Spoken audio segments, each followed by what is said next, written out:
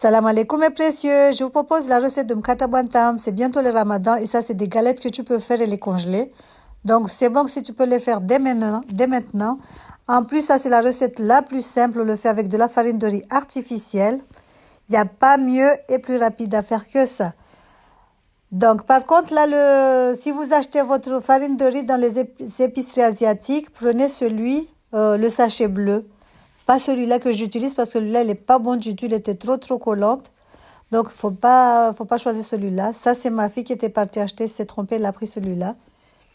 Donc, sinon, dans les supérettes indiennes, vous pouvez trouver la semoule de riz normale, comme au Comores. Donc, voilà. Tu prends la noix de coco. Tu le mixes un tout petit peu, encore une fois, pour que ça soit un tout petit peu mouliné. Donc, tu vas rajouter la farine de riz. Par contre, si tu fais cette recette, il faut que ça soit vraiment égal à égal. 500 g de farine de riz, 500 g de noix de coco râpée. Ou si tu veux 1 kg de farine de riz, tu fais 1 kg de coco râpé, ainsi de suite. Tu vas découper des échalotes. Je zozote un tout petit peu. Donc, tu mets des échalotes. Tu vas rajouter du piment, des grains de piment, de préférence que tu vas découper, que tu vas ciseler. Tu vas rajouter un tout petit peu de poivre. Tu mets du persil frais. Moi, je n'en avais pas. J'ai utilisé le déshydraté. Mais c'est toujours mieux d'utiliser des épices, des aromates fraîches. Après, tu vas saler. Tu vas poivrer.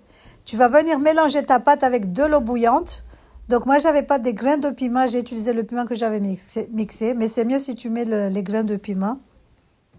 Le piment en grains. Donc, voilà, tu découpes un tout petit peu. Tu mélanges, tu vas rajouter un tout petit peu d'eau chaude. Un peu d'eau chaude, tu mélanges le tout.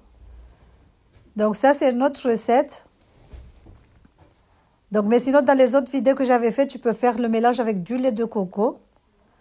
Donc voilà, là, tu sales, tu mélanges bien. Donc, j'ai rajouté un tout petit peu de piment concassé puisque j'avais pas les piments gris, les piments entiers, je n'en avais pas. Donc là, tu mélanges ta pâte. Si tu arrives à former une boule, c'est que la pâte, elle est prête. Donc, tu vas pouvoir façonner tes mkata bantam. Moi, je suis nulle en façonnage, j'arrive pas. C'est vraiment la galette que j'arrive pas à façonner. Ça fait 100 ans que je fais la même chose. J'arrive pas à bien les façonner. C'est vraiment trop bizarre. J'arrive pas à les faire. Bref, vous façonnez comme vous voulez. Faites des cœurs, des trèfles, ce que vous voulez. Par contre, il faudra, quand vous allez les façonner, il faudra prendre du lait de coco. Là, j'ai mis du lait de coco. Donc, je vais les façonner. Comme je vous ai dit, je suis nulle. Donc, voilà, tu découpes des petits papiers cuisson. Tu fais des petits carrés. Tout dépend de la taille de tes boules, de tes boulettes. Après, tu façonnes tes bantams. Donc, tu fais comme ça. Tu prends un autre papier cuisson. Tu vas poser dessus. Tu vas retourner pour faire la finition. Donc, au Comores, on utilise des feuilles de bananier, comme vous le savez tous. Par contre, les feuilles de bananier, elles coûtent trop cher. J'en avais vu à grands frais, mais ça coûte vraiment très cher. Donc, au mieux vaut utiliser le papier cuisson. Donc, voilà, tu les façonnes, tu vas les poser de côté. Après, tu prends ton BBQ électrique. Si tu as du charbon, c'est encore meilleur, mais le charbon, il faudra utiliser les feuilles de bananier. Donc, il faudra faire très attention parce que le papier cuisson crame trop vite. Donc, il faudra que vous posiez un grand récipient, un grand plateau avec de l'eau. Comme ça, si vous voyez que le papier cuisson commence à fumer, vous enlevez, vous le mettez directement dans l'eau.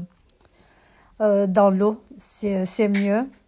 Donc, voilà, j'espère que cette petite recette t'aura plu. N'hésite pas à liker, à partager, à commenter. Je vous dis à la prochaine pour de nouvelles recettes. Bisous, salam alaikum.